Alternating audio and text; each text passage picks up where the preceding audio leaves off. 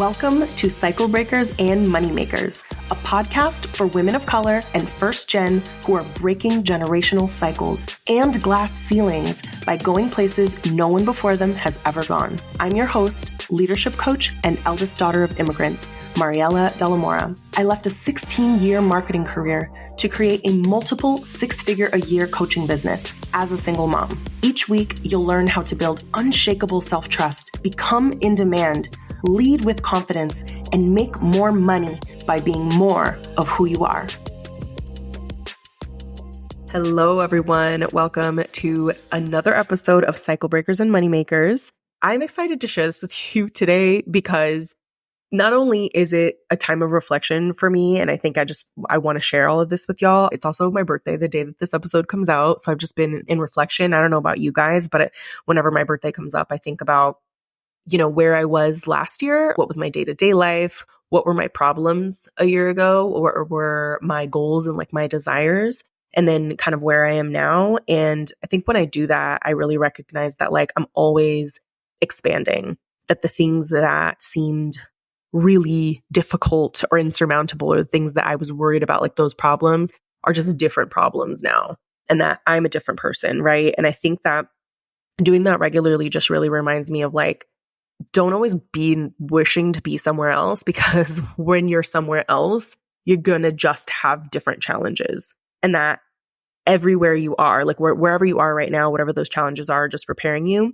So I really wanted to talk today about what self-trust and capacity looks like for me in a multiple six-figure business and how I continuously grow that, because it's a continuous journey, right? Like we as entrepreneurs really choose the road of discomfort. We choose the road of expansion. So we are like rubber bands, and we are just like opting in to be like, I'm in this life of being stretched and being uncomfortable.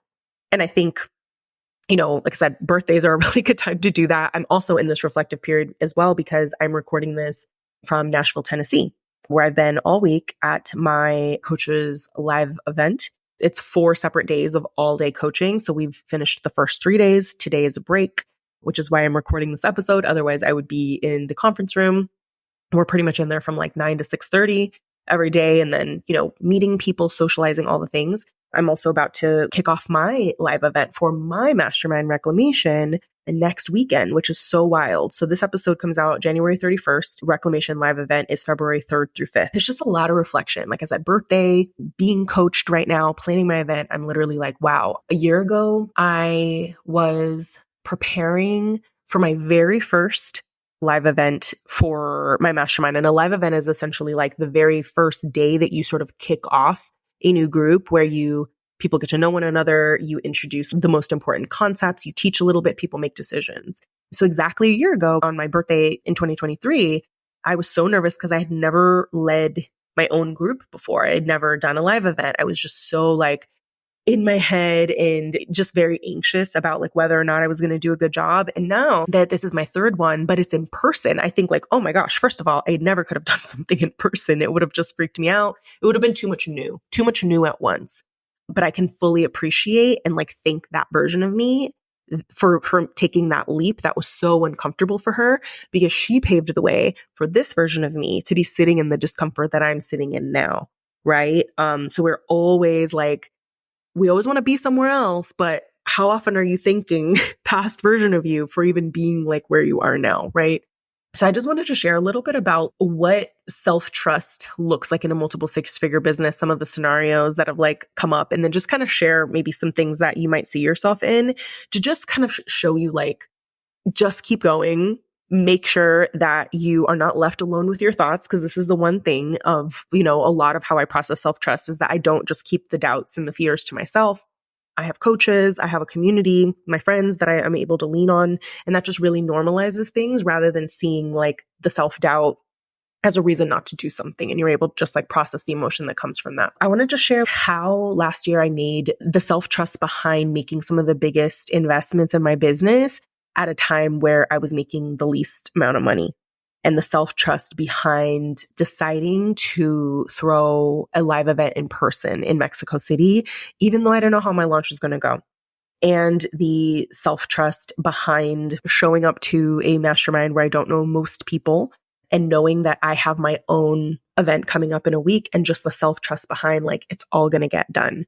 And then also just the self-trust behind like me going into this event in Mexico that I'm throwing, that I've never done an event before, and just how I'm navigating through some of those and really some of the past, like what I, quote unquote failures that have prepared me for this, because it really will flip like how you see failures on its head when you realize like, if it wasn't for those tough times or if it wasn't for those things, this would feel so much bigger. So I really had to trust myself towards the end of last year, because I knew at the end of last year that I had to make some investments in my business, because I was letting go of an offer that was selling very well, which was one-on-one coaching.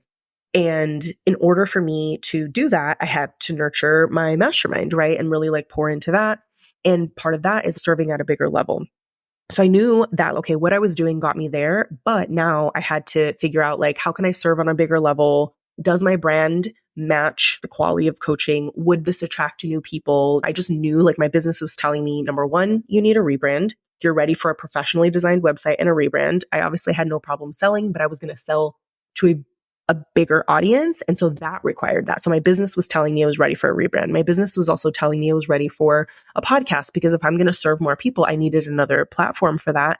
And I also knew that I didn't want to launch a podcast until I can outsource it and actually have a podcast manager, because a podcast is like its own brand that you have to grow, right? And it requires a lot of things. So I was able to make those decisions independently of like, what does my business need? What is it ready for? And then coach myself or get support around the investments. I also at the time decided to invest $25,000 in my current mastermind that I'm in. So that's $25,000 for 6 months. I'd never invested that amount of money, but I knew that my business needed it, because what the program promise was and who the coach was exactly what I was looking for. And so of course I had thoughts at the time about like all of this money. Like I literally had never invested more in a short amount of time. And all that money had to leave my bank account or get put on credit cards. Not that I would advocate for anybody to do this, like investing tens of thousands of dollars at the beginning of your business, but the risk is relative to, in a way, like my self-trust that I had built through time and failure. Not even necessarily failure, but that's the thing, is that you'll take bigger risks when you have more experience navigating it in the past. So this is just what it looks like in a multiple six-figure business for you. That might mean making a $5,000 investment in something when you only have that much in your account, right? And figuring out, okay, do I want to put this on a card? Do I want whatever that is? Or it might mean, making a decision to like leave your job, or making a decision to create a new offer, or making a decision. That's really how I anchor in to making decisions now, is separating what do I need and what does my business need versus the investment. And then saying, regardless of how I feel about the investment, does that change that I think that this is the best decision for me? That do I need this? Does my business need this now? And then just going from there. And it paid off, because I don't think that I could have had the results that I did in my launch if I hadn't made those decisions. Because if I knew that I wanted to hit bigger goals, that's the thing. If you know you want to hit bigger goals, you have to do something different. So in the past, what I did was I sold to people who knew me. I didn't have a sales page. I didn't even have the offer on the website, right? So naturally, the people who signed up for the offer were people who knew me already and actively followed me on social media, which is the only place you could find information. So if like you think about it, I wasn't making it easy for new people to find me and trust me and learn about me and feel safe and clear to make this decision, because I wasn't giving them a lot of as many options for them to do that. They'd have to like follow me and then just figure it out that way. Now, I thought about, if I'm trying to reach twice as many people, how am I making it easy for them to make that decision? So one of those things that I knew that I needed was a brand that represented the quality of the program, the quality of my coaching, a website and a brand that represented my clients that I've served, right? So I was thinking about their shopping experience and just being like, what would I need to see? I would need to see, like, does this coach look legit? Who have they worked with before? What results have they gotten? Are those the results that I want? Do I see myself in their current clients? Where can I learn more about this person? If they only had an Instagram page and I didn't know them, I don't know that I would feel super safe to make the decision. I would immediately look and be like, do they have a podcast? Because that's how I make decisions, right? When I've invested in coaches, I love to go and listen to their podcasts, kind of see how they think. And so I was like, okay, I know that I need a podcast because it will help my clients I can serve them on a bigger level, and that's going to help them decide whether or not they want to work with me. So all of my thoughts at the time were like, if I want to call in more clients, what does that require in my actions now? So had I not invested in the rebrand, had I not invested in hiring a podcast manager, doing all that work, I couldn't have had a 176K launch. I couldn't have invited 17 people in because the majority of them weren't folks that I like chatted with. I wasn't familiar with all of their names yet. And that means that those things did their job. And almost every person or many of the people said that they listened to the podcast and they quoted certain episodes, right? So that self-trust paid off. But even if the launch was smaller, it still would have been the right decision. And that's what I had to sit with at the time, that even if the launch was smaller and I enrolled fewer people than I did in the previous one, still would have backed up that decision and thought it was the best time. And that's important with self-trust. It's regardless of what happens, how do you feel about your reasons? What are your reasons for wanting to do this? If it doesn't turn out the way that you think, would you still think it was the best decision? Because we can't make decisions based on it's only good if it works out. Because if you're sitting with it's only a good decision if it works out, it's just going to keep you from making the decisions that you need to make, because it's generally not going to work out always exactly the way that you thought, but there's always a value in that. So that's an illustration of really like 6 months of kind of scary stuff of like sitting, investing money, investing time, making decisions, but really thinking about how does a coach with an almost multiple 6-figure launch, how are they serving? How are they being seen? How are they presenting themselves to the world? What is the information? What is it that I need to put out into the world? It ended up being, like I said, my biggest launch. But again, even if it wasn't, it still would have been the best decision. So that's one self-trust story. Another big one was me deciding to have a live event in person in Mexico. Like that was really scary because at the time that I made the decision, my business wasn't bringing in that much money because I had to stop selling one-on-one coaching. I didn't have to, but I chose to. And I just remember thinking, what if only 5 people sign up? What if only 3 people sign up? And I had to go there with my brain. I had to go there with all of the fears. And then I had to be like, okay, why do you want to throw an in-person event? And then all my reasons were about my clients. I was like, this is going to be the best thing for them. They're going to meet. They're going to get to know one another. They're going to get to know me. Like I'm going to get to be able to serve them on a deeper level. They're going to bond. They're going to create connections that are going to last them the next, 12 months and forever, hopefully. And I just was like, I still think this is the best decision because I think about how I would want to experience a mastermind and how I think this was going to just get them better results. And so I was like, okay, that's the only thing I need to know. I'm going to decide, I'm going to find the location, I'm going to book it, and I'm going to tell people. And that was so scary because it was like, once I decided to tell people, I was like, I can't like go back on it now. But I had already decided it was the best decision because I liked my reasons for doing it. And I just had to go and answer all of my individual fears around, well, what if 5 people joined? It's like, okay, if 5 people join, then they're going to have the most amazing intimate experience. Okay, what if it's more expensive than you thought? Then I'm like, okay, then it's going to be an expensive lesson, but I can make decisions to like cut expenses here and there, right? It's not going to break my business. I had to be like, this is not going to break my business. It's okay.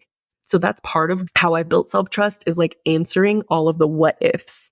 Because if you don't answer the what ifs stop you because you're not answering them. So sometimes you think like, oh, well, and I just shouldn't do it because I have all these unanswered questions instead of just answering the questions of like, well, what would you do? So are you right now sitting on something you want to do that you know is the best thing for you? And if it were, let's say if it were free, whatever, and you knew it was going to work out, like if you knew it was going to work out, would you do it? Right? And then what if it didn't exactly? Would you still think it was the best decision? So are you sitting on something right now that you don't have all the answers to, that you could just answer the question and maybe you just go ahead and do it because it's never going to feel comfortable, right? So that's how I decided to have a live event because really I was just like, I think this is the best decision for the best experience for my clients and I have my own back regardless of what happens. And that was really the only information that I could possibly have at the time, right? Because I couldn't wait to have the launch and then decide to have a live event because you need to plan that months ahead of time.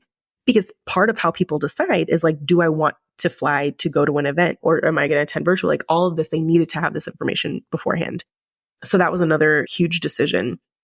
And I think there's also a lot of self-trust that that's kind of playing in motion right now around a live event because I've never thrown one before.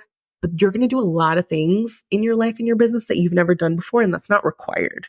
Part of how I built the capacity to even throw an event of this magnitude for 17 people in another country when I haven't done it before, I just knew that like my deep sense of responsibility to my clients was going to that's going to be enough. I try to over deliver on everything that I do, but I'm like, even if I fail in my mind, it's still going to be really, really good because I'd beat myself up a lot. And it's just like, it's going to be great. It's going to be great. And, part of how I navigated that was like, okay, how about if I don't do everything myself? Sometimes with something that you're afraid to do, you also can ask yourself, like, how can I go into this better resourced, better supported so that it becomes less about having all the answers and less about things working out and more so about preparing for what happens when inevitably things go wrong, right?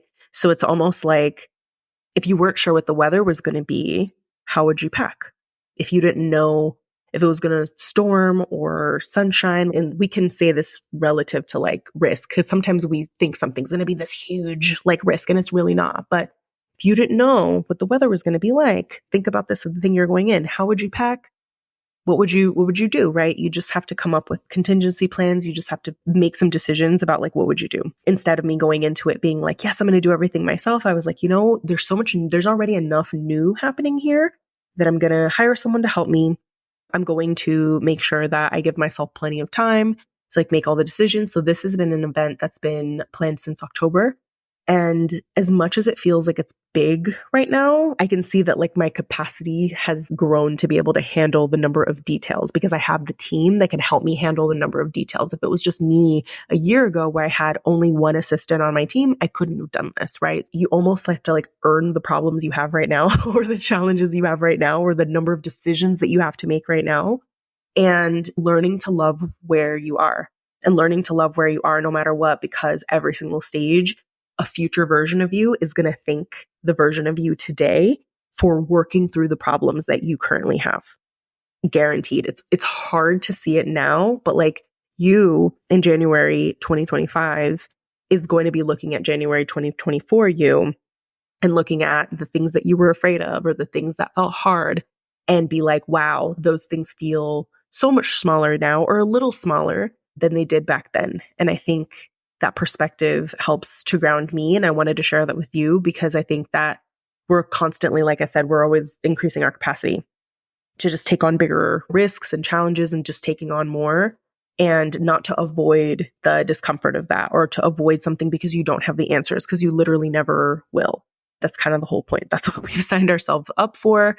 And the things that don't work out won't break your business and they don't mean anything about you. Every single entrepreneur, anybody that has the bigger business absolutely has a laundry list of things that didn't go according to what they thought.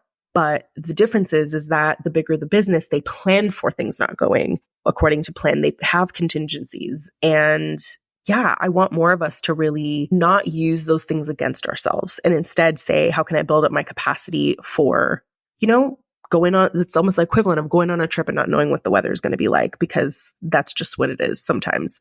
But one thing I will say is that starts to become almost like a familiar friend. Like I think about when I feel scared or I'm just like, oh my gosh, there's so many details. Like, I don't know, like, should I do this? And then I'm like, oh, okay, I know what that is. That's just like me growing. Like I felt this before in different capacities. So when that feeling comes up or the self-doubt or all of that comes up, I'm just like, I've been here before, but just in a different way. It doesn't mean I'm doing anything wrong. I know future me is going to be so proud of me, however this turns out. And it's almost like I said, it's like a familiar friend, like a familiar visitor that that you're heading in the direction of growth if this friend visits, this friend being like discomfort. And I've learned to befriend it rather than see it as like, oh my God, here's self-doubt again. Like, oh my God, here's fear again. It's like, no, self-doubt and fear are just knocking on the door being like, hi, we're here. We're scared. Right? And sometimes that's all I do. I'm just like, it's okay. I'm just scared. Like, is it actually all these fears or am I just scared? And that's helped me a lot in making big, scary decisions, investments, all of that is, do I actually have all these fears or am I just scared? So that's another piece of advice I will leave you in, because I think sometimes just acknowledging that fear is just something to befriend. It's going to be present. Self-doubt is also, it's just going to be present. Like as you grow, then when you acknowledge it, all the other things you think are problems, you'll start to see like, is it actually a problem or am I just scared? Is it just a problem or am I experiencing self-doubt? So I'll leave that with you guys. I'd love to hear like what stood out for you, because I really just want like I think about my community and like how hard we are on ourselves and how much more we would go for if we didn't have ourselves to worry about in terms of being our own worst enemy or feeling like we have to do everything perfectly. So I hope this helped you today. And if this did, please share, screenshot the episode, share it, tag me, write a review on Apple Podcasts or Spotify, rate it. It helps other people find it. And I will see you on the next episode.